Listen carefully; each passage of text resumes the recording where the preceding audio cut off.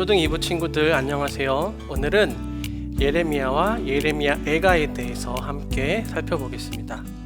먼저 두 책의 역사적인 배경에 대해서 한번 알아보겠습니다.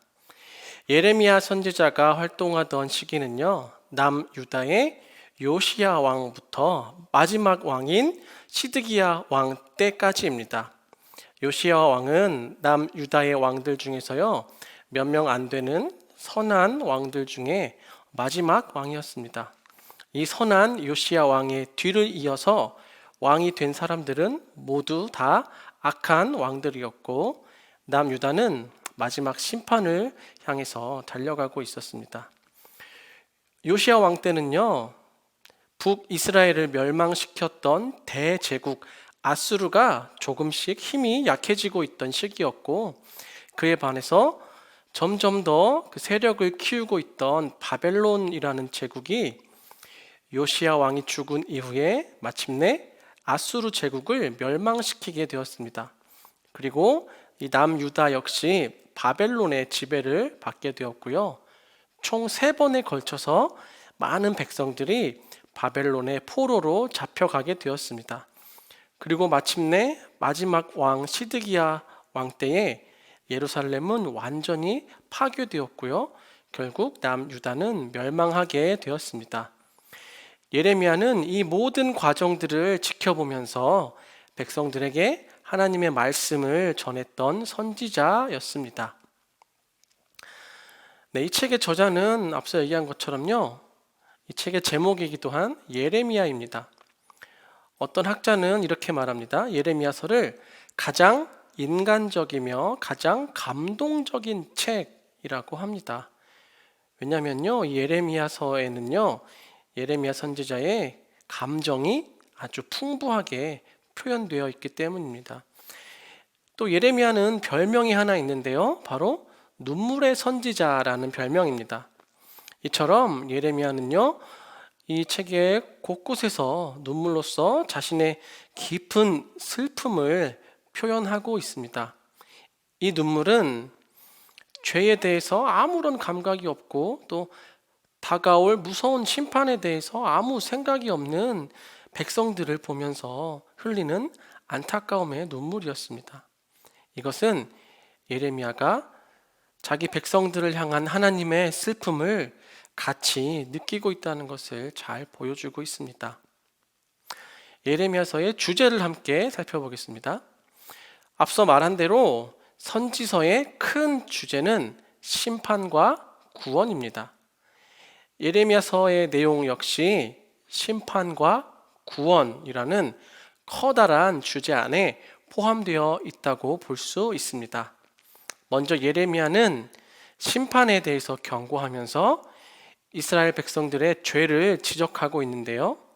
먼저 우상 숭배의 죄, 그리고 하나님이 아닌 주변의 강대국들을 의지한 죄, 그리고 이스라엘 사회에 만연한 불의에 대해서 지적하고 있습니다.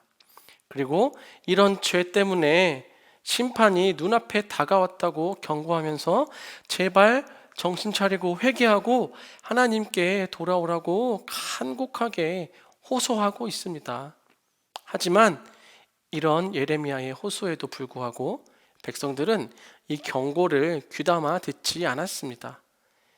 이런 백성들의 모습을 보면서요, 예레미야는 결국 이들이 심판을 피할 수 없음을 깨닫게 되었고요. 더 이상 회개하라는 메시지가 아닌 항복하라, 그리고 심판을 피해서 도망가라고 말하기 시작합니다.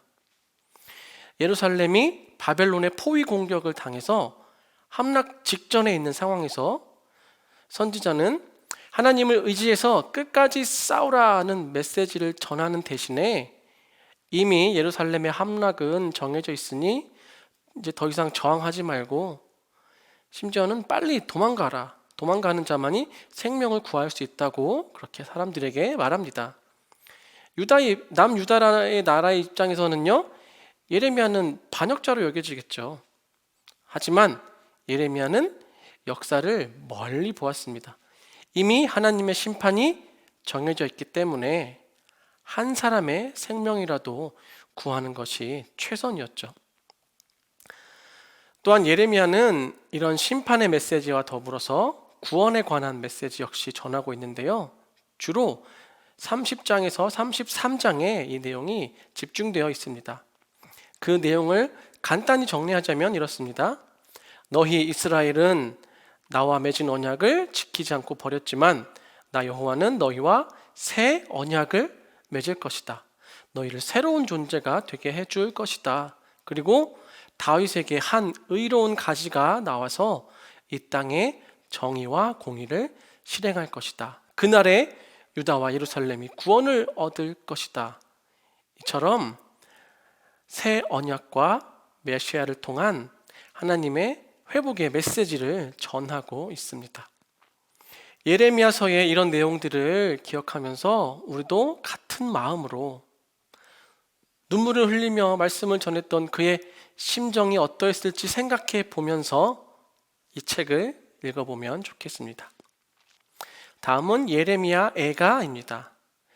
애가라는 뜻은요, 슬플 애, 노래가, 즉 슬픈 노래라는 뜻입니다. 예레미야가 지은 5편의 슬픔의 노래를 모아놓은 책입니다. 1장부터 5장까지가 각각 하나의 노래죠. 앞서 언급한 것처럼 예레미야는 예루살렘 성이 바벨론에 의해서 멸망당하는 것을 지켜보았습니다. 멸망당한 예루살렘의 모습이 어떤지를 묘사하면서 그가 느끼는 슬픔을 노래로 표현한 것입니다. 그렇다고 이 예레미야 애가가 슬픔과 절망으로만 끝나는 것은 아닙니다. 그 안에 분명 하나님께서 구원하실 것에 대한 기대가 있고 소망이 있습니다. 특히 3장에 그 내용이 잘 나타나는데요. 결국 이 애가는 절망으로 끝나는 것이 아니라 소망으로 끝이 나게 됩니다. 자신들의 죄를 하나님께 고백하면서 하나님의 구원을 기다리는 회개의 기도로 이 책은 마무리가 되는 것이죠. 이 책을 통해서 죄가 어떤 결과를 가져오는지, 죄의 무서움에 대해서 한번 생각해 보고 철저한 회개가 또 얼마나 중요한지 생각해 보면서 이 책을 읽으면 좋겠습니다.